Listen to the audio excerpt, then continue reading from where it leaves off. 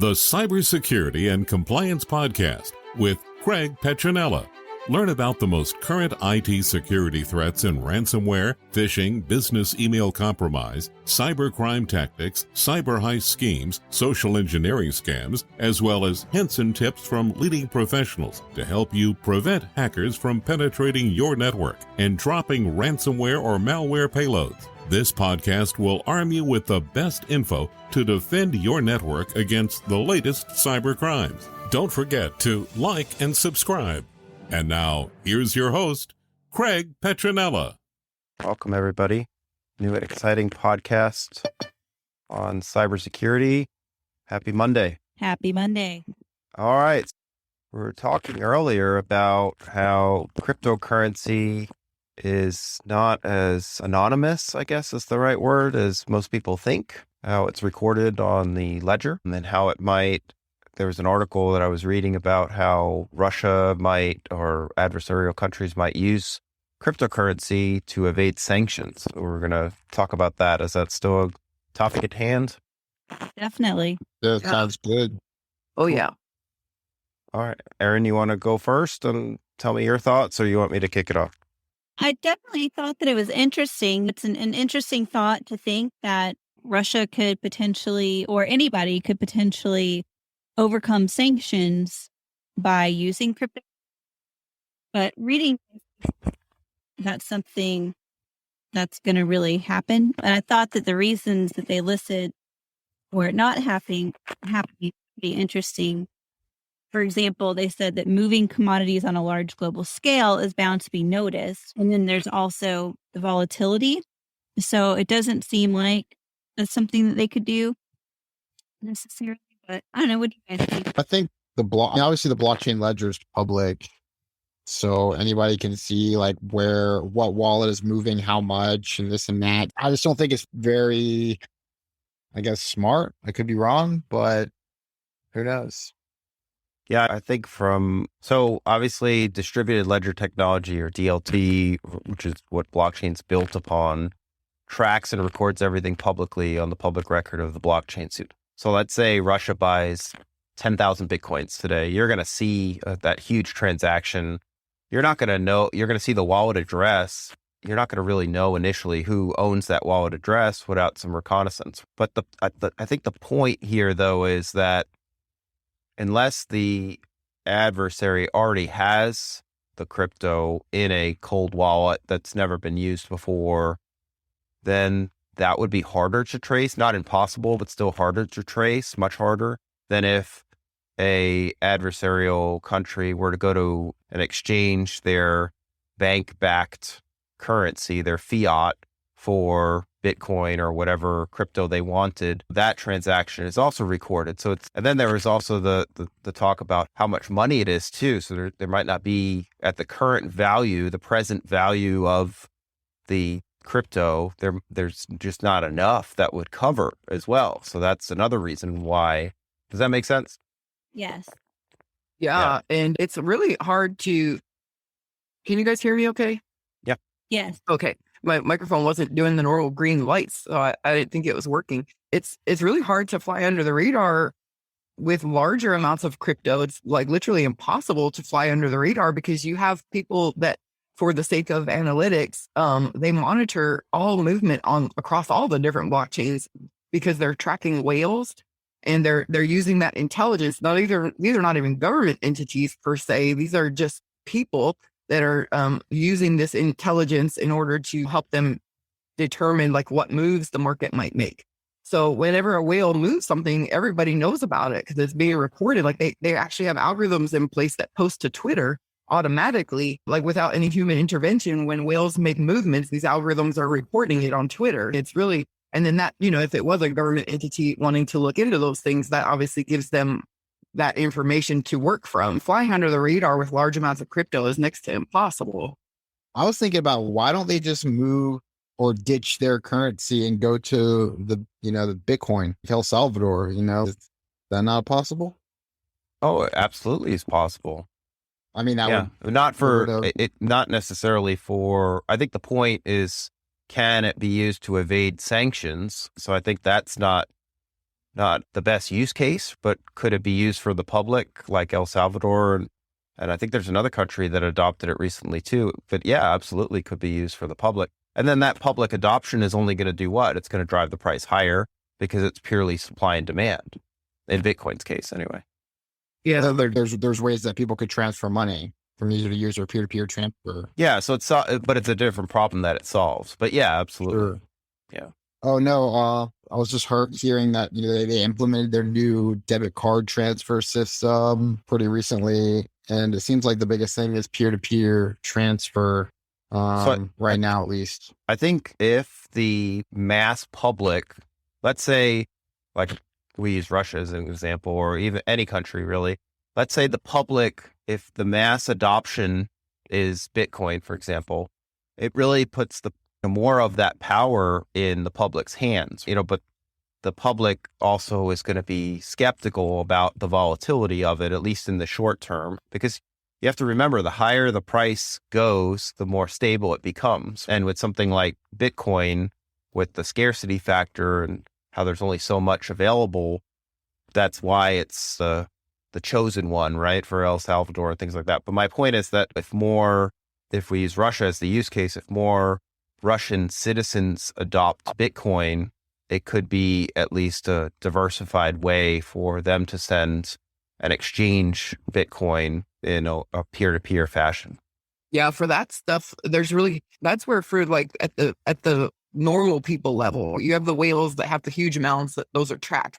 But for normal people, it's on the ledger. Yes, all the individual transactions, that's where it can be really valuable if there's like oppressive rules in place or something where people can actually use cryptocurrency wallets as a way to quickly and easily, transfer money to friends and family outside of whatever is going on with the system itself. Right. It also sidesteps any manipulation of the currency, right? So if you can't print more Bitcoin out of nothing. So in a country, the backed fiat can be printed on demand by the issuer. And then that's where inflation comes into play and things like that. But Bitcoin really it avoids all of that. And if the citizens all put 10%, only 10% of their money into it, it will skyrocket. It's just incredible with what's being done with it.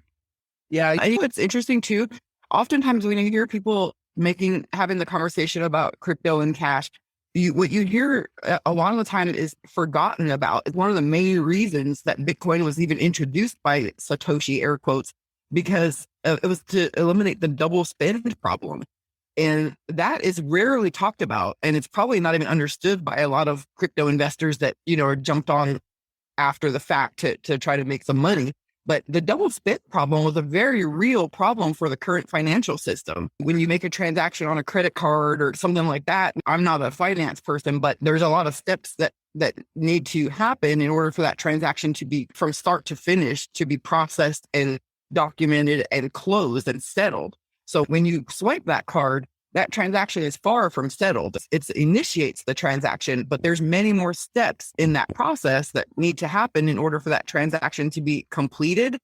And during that time, there's a large possibility for a double spend problem because people can, and I guess this is where like criminals can really exploit a financial system such as that. And so there's probably a large degree of that because you have organized hackers, right? Like you have hacking groups and financial crime groups that are very organized. And I would venture to say that we probably have no real understanding of how the magnitude of that problem at a high level due to the organized crime, that probably exploits that vulnerability. And so there's a reason why the double spend problem was like the catalyst for Bitcoin to solve that major issue. And you don't hear much talk about it, but that double spend problem has not went away for the current financial system. It's not went away at all. The other thing that brings me back to 2008 and the financial crisis is around how the credit system works with credit scores and mortgages. People were able to get mortgages and they didn't have the assets to afford the mortgage if they defaulted. So let's say somebody makes $50,000 a year in salary. It's probably not realistic for them to get approved for a $600,000 or an $800,000 or $1 million house. So crazy types of approvals similar to that were being done. And like you said, BJ, there's just so many different middlemen in this example that it passes through. So one mistake from one of the middlemen will cause this ripple effect. But with Bitcoin, it's a peer-to-peer transaction, and you eliminate all those middlemen. You eliminate the possibility for high level exploits of double spends. Like we're not privy to that information. It's probably kept pretty secure, but just looking at what we know from cybersecurity exploits and the organized hacking groups and the damage that they can inflict because of their organization and the high level of sophistication that they use in their attacks, I would venture to say it doesn't make any sense that there wouldn't have been high level exploits like that of the double spend vulnerability. So more than likely, the financial system was probably very much injured before Bitcoin even came around, and Bitcoin slid in there at the right time and has continued to grow. But I would venture to say that the financial system, and we saw that in 2008 when Bitcoin made its appearance, that was there was major problems going on with the financial system at that time. But they probably haven't gotten any better. And I heard on the news yesterday that there's like a record number of homes in America now that are valued at $1 million or over. That's because of the supply problem. The latest statistic here where I live, the inventory was like 160,000 or 200 homes or something like that. And now it's like less than 16,000. They have inflation as well, which I saw firsthand. The other day I went to go, I don't do much with pulling out cash anymore. You don't really need cash in your hand that much anymore, but I did go pull out some cash from an ATM. And I was like, wow, the ATM fee went up. Like it used to be like $2 to $2.50 or $3, maybe $3.50. It was $5. I was like, wow, that's pretty significant though. Yeah. I think that with if there's more merchants that accept Bitcoin, more businesses, that'll help fuel adoption too, going back to the public usage, right? I think a big fear is, well, I get this Bitcoin and then what do I do with it? That there's not a lot of options. So I think if more merchants and businesses start accepting it and make it more mainstream, that'll certainly help too. But to go back to the banking example, that's still, in my opinion, a bit of a mess. And I feel like we're on the brink of another financial crisis again, because I just think that the borrowing and the printing of money just can't continue. Yeah. It's in my opinion, it's out of hand. Yeah, it's not sustainable, right? Then at that point, it's no matter what anyone feels about it or their opinions about it or their wishes and desires about the situation. If you just look at nothing but the facts, like it's unsustainable. You can't. There's no way the math adds up. The math doesn't add up. The other part that's sad to me, at least, is you've got people that want to buy a home for the first time ever. And with the average price skyrocketing, like you said, so many homes on the market that are $1 million. How do these people that are just getting out of college, getting a job, they're not making $1 million a year out of college. You know what I mean? Yeah. So how are they going to ever afford to buy a home? Yeah. Now what's the sustainable pathway for humanity? Because look, this year is being called the Great Resignation. Like so many people have resigned, especially interestingly in the tech sector. I guess it's becoming very hard to hold on to tech employees. They're leaving big tech by the swarms and going to Web3 projects and, independent projects. A lot of people are discovering the power of AI-driven tools. And I think are starting to figure out that maybe they can try to sustain their livelihoods with those tools. There's like with the open AI projects, literally like you can actually use AI personally, and the sky's the limit, right? Like we saw that one example where in 6 hours, they used an AI program to generate over 40,000 new poison strains. So we're coming to a convergence of all sorts of things. And then let me just tell you what's on my screen on my phone right now. So it's just a news article from a couple of days ago recapping what happened, but it said the headlines say, "It's the end of the world, Google Maps down for many users." It's interesting because we forget, because we look at things through the viewpoint of our current day lives and our experiences, but we forget to look through the lens of history. And throughout history, maps have been critical to the power structure of the earth and just how the power structure interacts with the people. Maps are always like, if you're in charge of mapping the earth, then you've got a large degree of control over the earth. And that's just the way it's always been, right? So Google Maps, as we know, is a quantum AI. Google announced that it didn't make major news, but they did put their quantum AI in Maps, and then DeepMind added their stuff to the quantum AI in Google Maps. And then Google Maps merged with Google Assistant, like, because Google Assistant is now inside of Google Maps. Like, you can chat with Google Assistant inside of Google Maps. So and then it went down the other day, and we see throughout history things about solar flares and geomagnetic storms. And interestingly, in 1959, the Carrington storm, that was the last major geomagnetic storm / solar flare. And the effects of that were, like, they say now, if it happened today, if something like that happened today, that they estimate the damage would be over $1 trillion, but I don't think they have any way to actually understand what would happen. But from a natural perspective, we're in a grand solar minimum right now. And so the sun makes cycles every 11 years. It has a cycle. And then once in a while, it goes into like a hyper cycle kind of. And so this is the first time that the Earth has been in a grand solar minimum since that event in 1959. This is the first time. So we are, if you just look at it from a historical perspective, we're in a situation right now where we could experience something similar to what happened in the Carrington event in 1959. And during that event, there were anomalies reported where the solar charge was so high upon the Earth, what happens on the sun affects the Earth so greatly from a geomagnetic perspective, that these telegraph machines were actually operating off the air current. Like, they had to disconnect them from power because they were being overloaded by power. And they removed batteries from equipment, and they were operating their equipment with no connection to batteries or power source whatsoever. Like, literally solar winds was operating these machines. And so now, and that was in 1959. Now we have technology that's so much more advanced, and all this smart technology. Now we have a recipe for something totally different to happen. The what ifs are, like, these question marks surrounding Earth right now are enormous. And then that outage with Google Maps the other day just really makes you think, if we received, and we've been receiving a lot of solar flares. If you watch the news, we've had a lot of solar flares recently. And sometimes they put warnings out about, the possibility that they could affect communication equipment and different aspects of technology and satellites and power grid. But we're in a question mark area right now, all right? What could happen here with these solar flares and the smart technology? Is that a possibility for power of sustainable energy? These machines were operating without a power source, without batteries. Yeah. So if we bring it back to the finance and, what we were talking about with the banking, right? I think the big problem is if everybody went to the bank today and withdrew their money, there wouldn't be enough money to dispense. So there'd be this huge breakdown.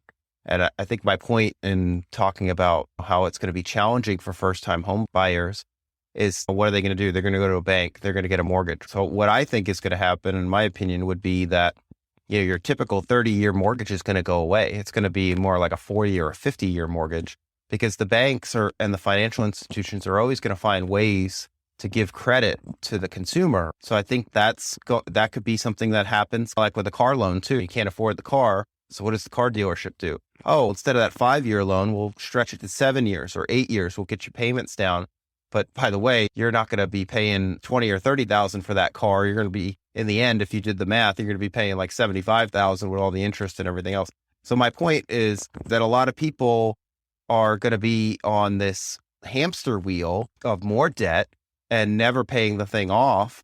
And it's just, like you said, it's not sustainable. So I think what could happen in the future with crypto is a mass of the banking industry in reduction with smart contract technology, where it's all in automation and there's not humans making the decisions and giving credit when they shouldn't be giving credit to people that don't have the means and the assets to afford. Because when those wishes are granted, that's what causes the financial collapse, because these people default. They don't mean to, but they default. They lose their job for whatever reason, and they just can't sustain paying that payment anymore. So their life changes and they default on the mortgage. So then it needs to go back to whoever wrote the note, right? The bank. And then the bank's holding the debt, but then they're not getting enough money. So it's just this trickle and snowball effect, right? This whole unsustainability, mention that word, and it's such a powerful word, because if something's unsustainable, then you can mathematically determine what its end result will be. And it's an end. It has an end to its path if it's unsustainable. And so when you talk about these houses and people being able to afford them, then it brings a whole new set of questions. So if someone has to pay a house for 30 years, or you're saying maybe 40 or 50, and the price of these houses has went way up. And then you have houses that are not like, how long can a house stand? It's wood that rots, and it's a roof that leaks, and it's plumbing and all these things that are not sustainable in themselves. When you build a house, how long can that house really stand? And so when people are paying for a house that's not the lifespan of that, how long is it really? So then again, it brings us back to everything just seems to have a happier ending when you look at the lens of what is the potential here? What is the potential, the pulse point that we're sitting at right now? Because if an AI can tell us in 6 hours, 40,000 new poisons, can it tell us how to build houses in a much cheaper way, where maybe a mortgage could be a 5-year mortgage? What if that was possible? What if there were ways we could build houses that they were sustainable? And what if you could pay it off in 5 years? And you know what I mean? What if all that is possible and the whole system? Well, I'm sure there's efficiencies to be gained by leveraging technology like that. But I think that what's going to happen is in full is just going to become rare. And I think you're renting more, and there's going to be this more of a divide. And like you said, it's going to be more leasing, more apartments, more like pod living and things like that, or tiny house Or living. buying But boats. yeah, or buying boats. Exactly. We found out that all the rich people had super yachts. Who knew? I didn't know, but now we're finding out they all have super yachts. Did you hear about on the topic of AI? Did you hear about the new drone that was launched out of Australia? It's something called a BAT or something. It's an AI driven fighter pilot or fighter plane. No. Yeah, I'll find let me see if I can find it. But it was pretty cool. It came out of Australia, actually. It was announced this morning, but it was named after an Australian bat. It looks pretty crazy, though. Did you get one yet? Oh, I wish. I would never be able to afford it. Craig built one in his basement. Maybe I'll get with our friend that got a 3D printer. It's called the Ghost Bat. What? And is it military drone or? Yes. Craig, here's the truth of the matter. We are at an unsustainable crossroads. We are at a place for the first time in history where we cannot go forward on this path. It's unsustainable completely. You can't have bad people looking into chemical strains and poisons. Like we're at a crossroads here. Can you see the screen? Yeah. That's the drone. Self-driving. Yeah, it's all unmanned. It's basically, it's your wingman. Pretty cool. Now what's with how the advancements in AI and how these AI tools are at the fingertips of regular people, because literally you can go and sign up to use these algorithms that do self-coding and stuff like that. They write their own code. You don't need to write code to use these algorithms.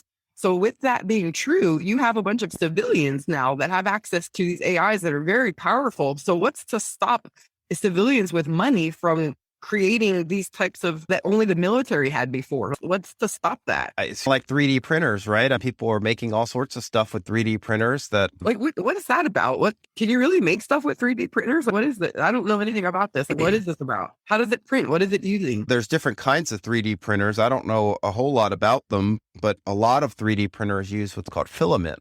So filament is like a plastic, like a colored plastic.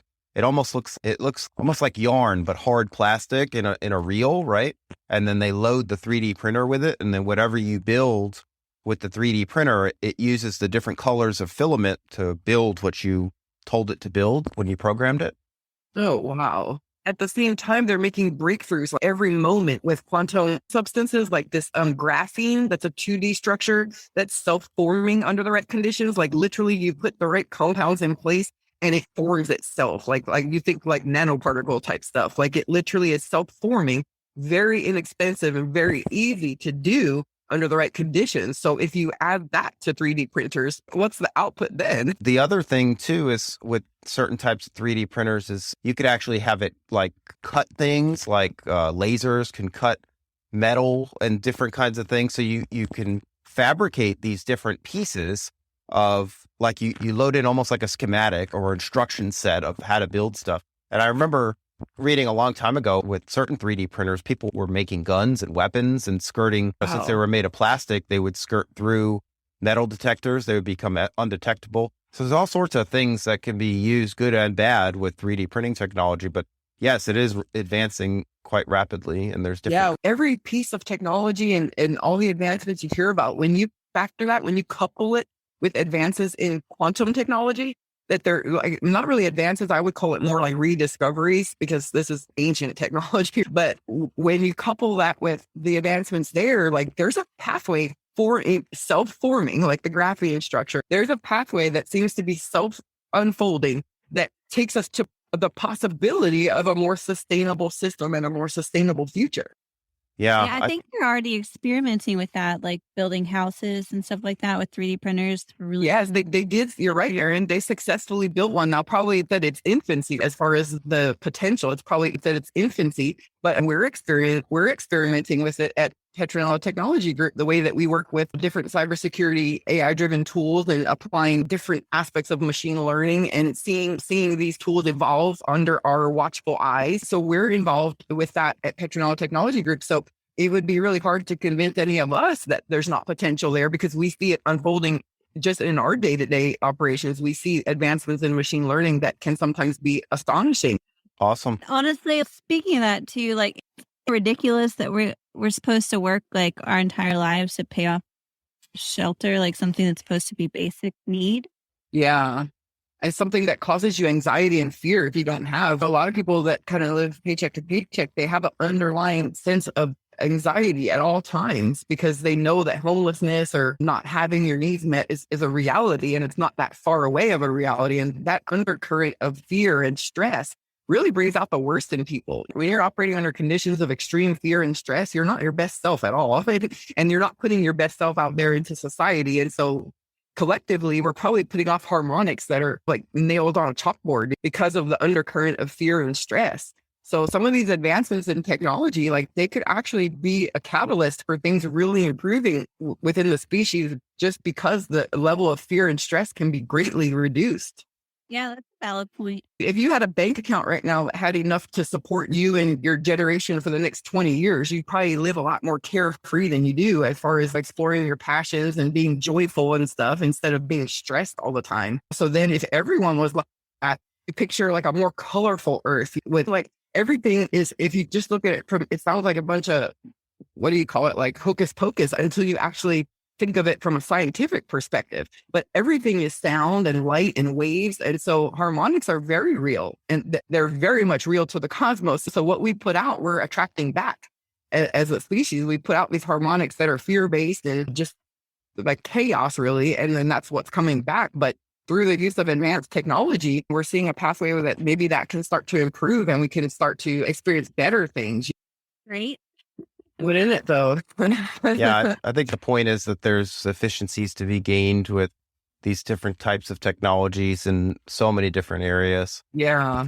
And relying on like those people such as yourself, Craig, who have done such a good job over the years of staying on top of this thing as it grows. Because just for an example, before we go, last Friday, I was sitting here pretty much almost ready to cry because I love my smart home, but my smart home broke and everything was like literally like it's my pride and joy working with my smart devices and watching the machine learning advance. And then it broke and I didn't know. And I was up almost all night trying to figure it out. And I thought I had it fixed and I was so excited. And then I woke up in the morning after just a little bit of sleep and it was broke again. And I was like, oh no. And then literally after we went to the podcast, Craig suggested literally one change in setting. And it was a very deep setting. I had to dig very deep for it. I would have never known it even existed.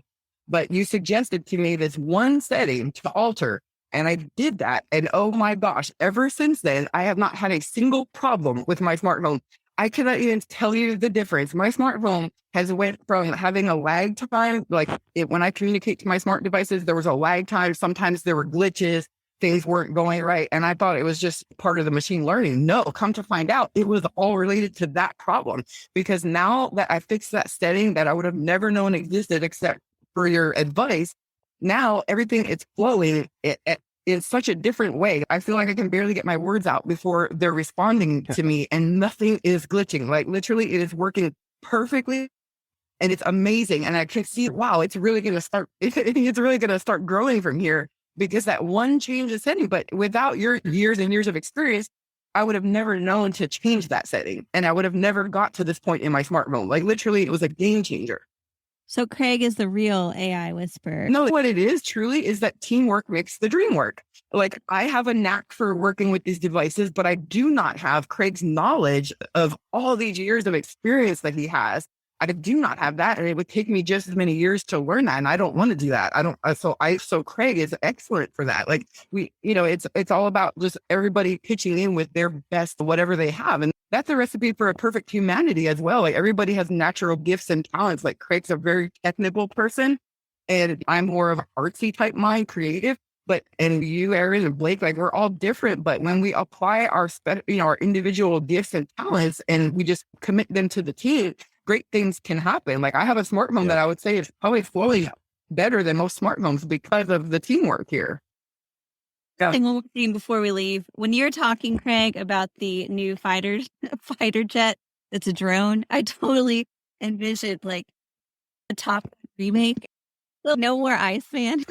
Yeah, I guess I envision how it's almost like Star Wars, right? It's like I think the future of military in the respect with drones is, if you've got an issue, you're going to send the drones first, and then maybe one human is kind of like in the back, or just watching the stuff happen and then making control changes to launch more drones and things like that to reduce human casualties.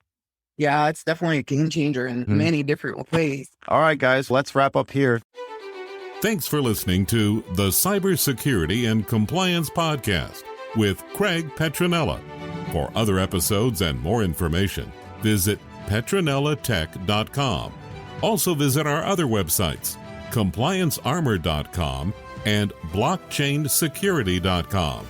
Don't forget to like and subscribe. Thanks for listening, and stay secure.